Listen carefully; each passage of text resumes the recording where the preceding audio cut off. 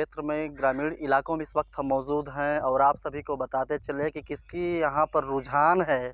मैं यहाँ के ग्रामीणों से लगातार बातचीत करूँगा और आप तक पूरा ग्राउंड का रिपोर्ट पहुँचाने का प्रयास करते नज़र आते हैं। नाम जानना चाहेंगे, क्या नाम है आपका? संजीव पांडे।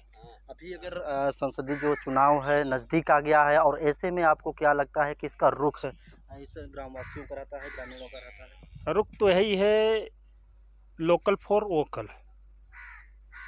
चूँकि हमारे यहाँ 12 विधानसभा से जो विधायक हैं वो भी लोकल नहीं हैं। करछना विधानसभा से जो भी विधायक जीता है वो भी बाहरी है, तो जनता वहाँ जाती है वो पहचानता नहीं है। तो ये संसदीय क्षेत्र का चुनाव है तो लोकल नेता आया है, तो हम लोगों की प्राथमिकता है कम से कम लोकल आदमी रहेगा तो वहाँ तक हम पहुँच पाएंगे, वो जानेगा, चिन्हेगा, पहचानेगा। बाहर का आदमी रहेगा नहीं पहचानेगा। यही रुझान चल रहा है। तो यहाँ जो है वोट जो पड़ेगा लोकल के नाम पे। आपको लगता क्या है, कौन है लोकल यहाँ से? लोकल माननीय उज्जवल रमन सिंह है, उनके साथ हम लोग हैं। बीजेपी जो नीरज त्रिपाठी हैं वो भी तो लोकल के ही लगते हैं कि नहीं? नहीं, लोकल नहीं है। उनके पिताजी थे, लेकिन नीरज त्रिपाठी का आज तक बैकग्राउंड कोई क्षेत्र में कोई लोग नहीं जानता। पार्टी सिंबल के अलग की बातें हैं, बीजेपी से आए हैं, लेकिन लोकलिटी में उनको कोई नहीं जानता है, क्योंकि कभी जमुना पार के धरती या शहर इलाहाबाद संसदीय क्षेत्र में किसी गांव में उनकी जान पहचान हो।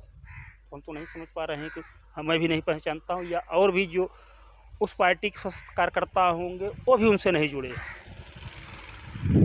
आप सभी को बताते चलें कि ग्रामीण क्षेत्र में अगर इंटरव्यू करने के लिए जाते हैं, हाल लेने के लिए जाते हैं कि चुनावी क्या रुझान है, तो सबसे पहला सवाल उनका यही होता है कि भारतीय जनता पार्टी ने जिस प्रत्याशी को ज़मीनी स्तर पे उतारा है उनका नाम तक नहीं पता, चेहरा तक नहीं पता, तो आखिरकार हम वोट करें तो करें कैसे। यहाँ पे कुछ और भी लोग हैं, मैं इनसे लगातार बातचीत करूँगा। चूँकि अभी आपके संपर्क में और भी लोग थे। बाबूजी, आपको क्या लगता है किसका यहाँ पे जो है संसदीय क्षेत्र में जो है किसका रुझान है? बस उज्जवल रमन सिंह। उज्जवल रमन सिंह उनको जानते पहचानते, वो हमको जानते पहचानते हैं, और जिसको आदमी जाने पहचानेगा उसी से तो संपर्क बनाएगा। नीरज त्रिपाठी भाजपा के जो है प्रत्याशी नहीं जानते आप? आज हम नाम सुन रहे हैं उनका, आज ही नाम उनका हम सुन रहे हैं आप मुँह से, तो हम क्या जानेंगे। तो पूरा रुख जो है आपका उज्जवल रमन।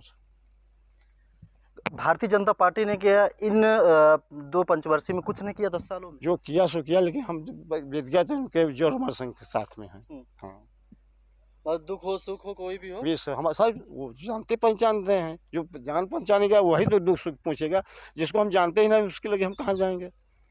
मोदी जी को तो जानते ही है ना? मोदी के नाम सुने हैं, मोदी के नाम तो फिलहाल जो है सब सुने हुए हैं। नाम भारतीय जनता पार्टी का भी नाम सब सुने हुए हैं। हाँ, नाम सुने और कुछ जानते नहीं उनका। कितनी उम्र होगी बाबूजी? नाम क्या है आपका? अरे उम्र तो है 50-60-70 साल।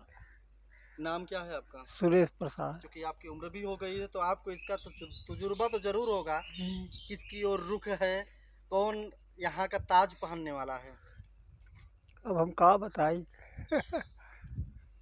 कुछ तो जानकारी होगा ना।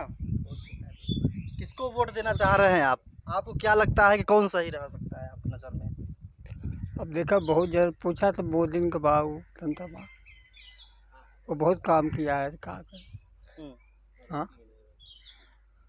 बताओ पहले तो आपको लगता है कि भारतीय जनता पार्टी को वोट देना चाहिए सबको? अच्छा ठीक है,